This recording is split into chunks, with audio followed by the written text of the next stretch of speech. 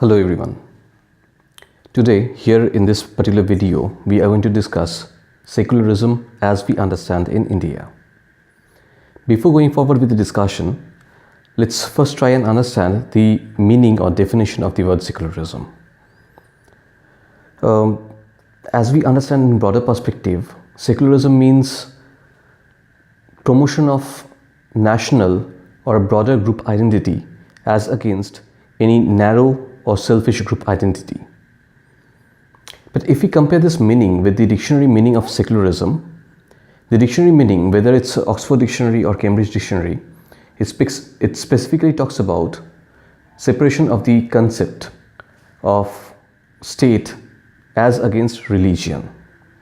That means separation of religion from state affairs. Question is, if this is the regular meaning of or the dictionary meaning of secularism, then why are we trying to broaden the meaning of secularism as I have mentioned in earlier? See, the definition that we discussed right now, the definition given in the dictionaries, the origin of this is in the Western experiences. To be more precise, is in the French experience. In France, before the pre-revolutionary France, I mean to say before 1789, the French society was a typical monarchical society where the Prime Minister of France was the Cardinal, the then Cardinal of France. The Cardinals are the second highest authority within Church, just after the Pope. As we know, the Pope is actually elected from among the preferati, who are the Cardinals. So naturally you can understand the Cardinal of France was also the head of the church in France. So there was a kind of intermingling of religion with state affairs in France during those days. This intermingling or nexus, if we call, it reached to a certain proportion that Bastille, the fortress that was attacked by the revolutionaries during French Revolution, the first symbol of monarchy that was attacked, and was also one of the most fearsome prisons in France during those days, was practically converted into his private prison by the Cardinal, the then Prime Minister of France. In fact, this idea of the Cardinal becoming so powerful can also be seen in the famous novel, The Three Musketeers. If you have gone through Three Musketeers, you will be knowing this. Anyway, it was this particular idea or the experience that the people of France they went through, because of which in the post-revolutionary France, the Republican government that came to power, they strictly tried to adhere to the principle of separation of religion from state affairs. As against this, in India, things have been pretty much different. Here, from the very inception of Indian civilization, to be more precise, the Aryan civilization, we see the notion of state affairs being very much interrelated with religion. Whether you talk about the rise of the city-states in around 700 or 600 BC, since then onwards, we have always seen that state in India has never been separated from religion. In fact, in Indian history, there have been three particular rulers who could earn the epithet the Great.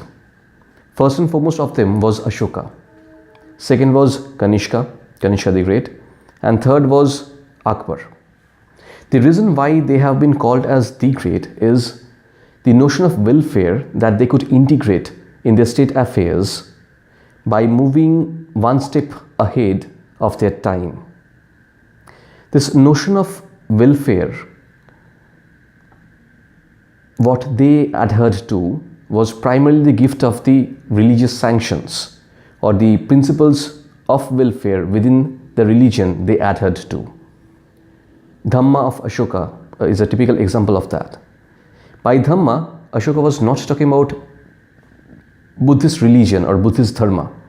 Rather, he was talking about Dhamma or the religion of mankind, the principles of mankind to be more precise.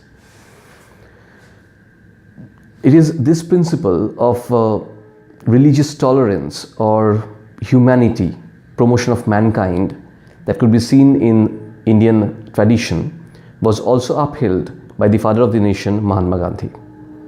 It was his influence because of which the framers of Indian Constitution and the founding fathers of India, they came out with the notion of state plus religion, the concept of state plus religion, or where state, although it doesn't have its own religion, but accepts and respects every religion. This is the basic difference between the Western concept and the Indian concept of secularism. Now, if we try to look into the concept of secularism as understood in the Constitution of India, or as promoted in the Constitution of India, it starts with the preamble itself.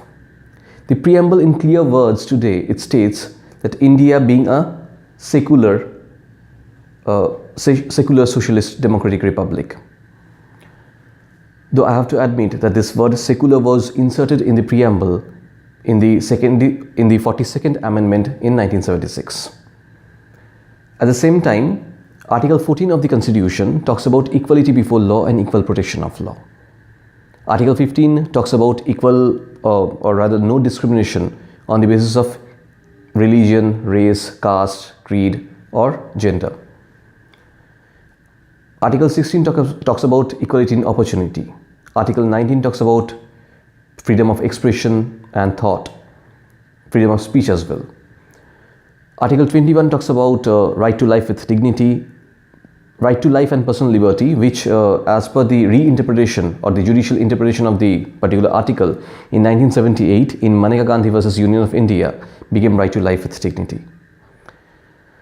Then the articles 25 to 28 talking about religious minorities, 29 and 30 talking about linguistic minorities, then article 38, then 39A, then 41, 44, 46th article, especially 44, which is talking about Uniform Civil Code.